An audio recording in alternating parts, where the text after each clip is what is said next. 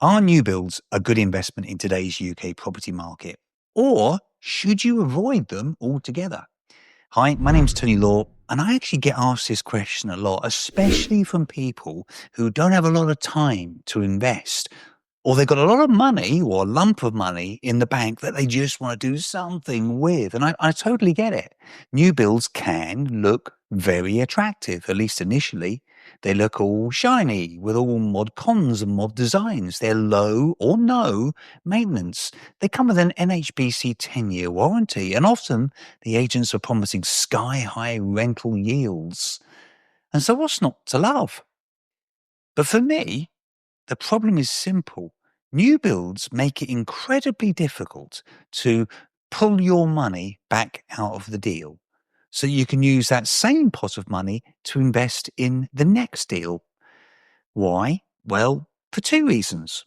Firstly, because there's almost no opportunity to add real value. The developer and the architect are kind of work together, and they've already squeezed every last centimetre out of the usable space of that place. You won't be able to add a bedroom. You won't be able to convert the loft, or probably not. You won't be able to build in the garden or convert that house into two separate flats or into two houses or whatever. That's adding real value. You're buying it as it is. That's it. And secondly, with a new build, in my experience, you're usually paying a premium price because of all those lovely things I was just talking about.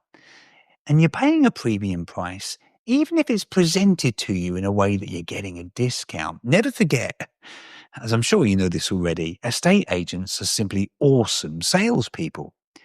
So if you're paying that premium price, it means the chances of you refinancing after you've purchased it and pulling your deposit money back out are, in my opinion, slim to none.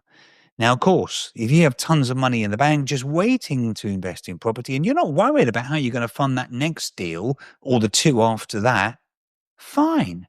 But for most people, including me, with only one pot of money to invest, well, my money needs to work harder for me.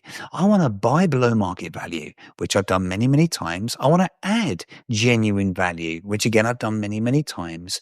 And I then want to refinance after I've added that value to pull all or most of my money back out of that deal so I can use that same pot of money in the next deal. And for me, that makes new builds a no-go. And another quick word of caution here on new builds. If you are considering one, buying a new build or indeed even an off-plan to rent it out, please be very, very careful with any quoted yields that the agent may be claiming you're going to get. Agents selling new builds will often throw out rental yield figures like, oh, this is going to give you a guaranteed 6% or a 7.2% or an 8% yield or sometimes even higher. But in my experience, these numbers are often inflated and based on the best possible rents that you could achieve with zero voids. And they sometimes disregard certain bills conveniently, or they at least downplay the cost of what those bills are going to be. Because again, remember, the agent's job is to sell that property to you, isn't it? He's not going to be managing it long term. So always ask yourself a few questions. Where's that yield figure coming from? Break it down for me. Have you checked the local rental listings yourself? Is that an accurate rental amount that you're going to receive each month? What do you think? Not what the agent thinks. Is there real demand at that rental level? Are there any ongoing costs that aren't included in what you can see in the paperwork? And if you're still unsure about what you can charge for that property, maybe even consider running a dummy advert to see what interest you're going to get. Now, I know that sounds ridiculously cheeky, but if you're about to put a lot of your hard-earned cash into a deal that's largely based on the quoted yield return, don't you owe it to yourself to be absolutely certain the quoted yield is accurate? I think you do. It's your money after all. And lastly on this subject, if they ever say, of course, the yield is guaranteed, please be very, very cautious. Ask yourself, who's offering that guarantee? And what happens if the company offering it goes bust? the chances are you'll never be able to claim on it, and those companies have gone bust in the past. So, I'm being really negative here, but can new builds ever work? Well, to be fair, I'm obviously not saying all new builds across the board are terrible. Some are not. In fact, some service accommodation flats in very high demand areas only could attract strong nightly rates. But you've got to do your homework on demand, competition, and local short-term lets regulations, which are actually changing in some areas. But there's actually one other rather extreme situation where new builds can work very, very well. And that's if you are, believe it or not, buying in bulk.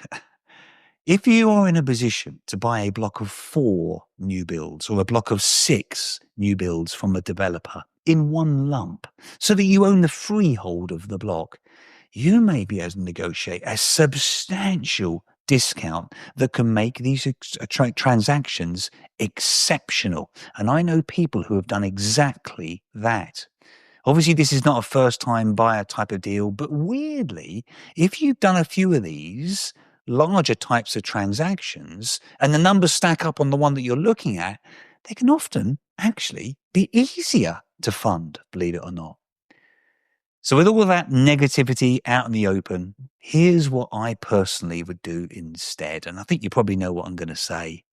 Find yourself a tired, old, freehold house in your area, or at least within about an hour's drive of where you live, and buy it at a really great price, and find somewhere where you can add real value. And after I've added that value, if this is me, I'd then refinance and pull most of my money back out again and go and do the same again using that same money. This is the BRR approach. And if you're not sure exactly how that works, check out this video here, and I'll put a link in the description box below because I recently did a video on it that explains exactly how that works. I really hope you found this video helpful. If you did, it'd just be awesome if you click on that thumbs up button, and please subscribe so you don't miss out on any future videos that are going to be coming your way. Thanks so much for watching, and I look forward to seeing you in the next one.